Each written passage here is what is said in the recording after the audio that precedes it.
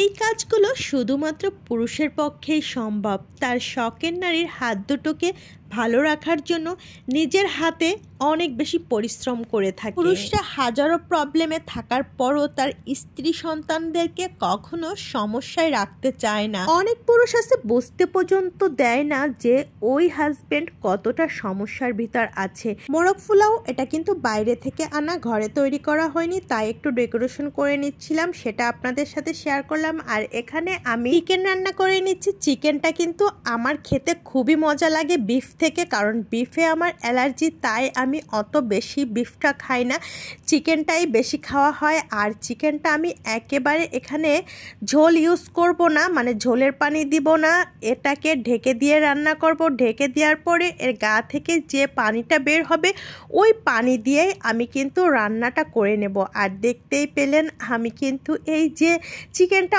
Already রান্নাও করে ফেলেছি। আর দেখেন দেখতে কতটা লোভনীয় হয়েছে। আর এখানে দু একটা কাঁচামরিচ অ্যাড করেছি জাস্ট একটু ফ্লেভারের জন্য। আর এদিকে আমি রান্না করছি দাঁতনে মাছ। এটাকে অনেকেই তেলাপিয়া মাছ বলেছিলেন, আমি কিছু ছবি পোস্ট করেছিলাম তখন।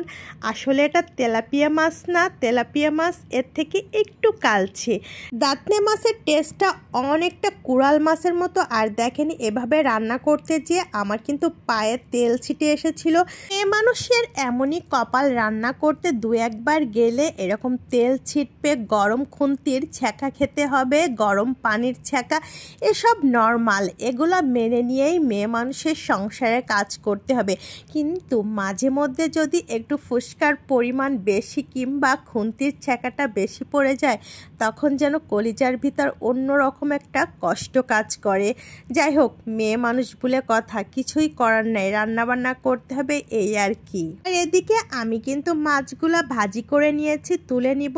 আর এই একই কড়াইতে ওই যে তেল রয়েছে ওই তেলের ভিতর আমি পেঁয়াজ, মরিচ, আদা, রসুন সব ধরনের মশলা অ্যাড করে মশলাটাকে সুন্দর মতো ভাজি করে নিব, মানে কষিয়ে নিব। তারপর এই মাছটাকে দিয়ে হালকা গা মাখা ঝোল রাখবো। আর এভাবে রান্না করে খেতে মাছটার টেস্ট অনেক ভালো লাগে। তো যারা কন্টিনিউয়াস আমার ভিডিও দেখেন আর যারা কমেন্ট করেছিলেন যে তেলাপিয়া মাছ, আমার মনে হয় তারা দাঁতনে মাছ খাননি। আপনারা যদি না খেয়ে থাকেন একবারের জন্য হলেও দাঁতনে মাছটা কিনে খেয়ে দেখবেন, আসলে অনেক টেস্ট। আর এই মাছটা অনেকটা কুড়াল মাছের মতো যেহেতু টেস্ট, যারা কুড়াল মাছ খেয়েছেন তারাও বুঝবেন যে কুড়াল মাছ আর দাঁতনে মাছের টেস্টটা কেমন।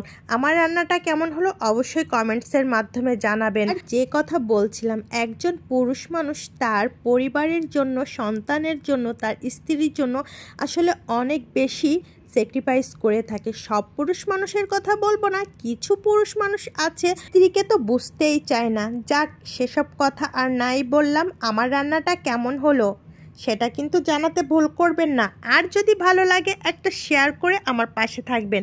কমেন্টের মাধ্যমে জানাচ্ছেন তো, লাইক তো অবশ্যই দিবেন। আসসালামু আলাইকুম, ধন্যবাদ।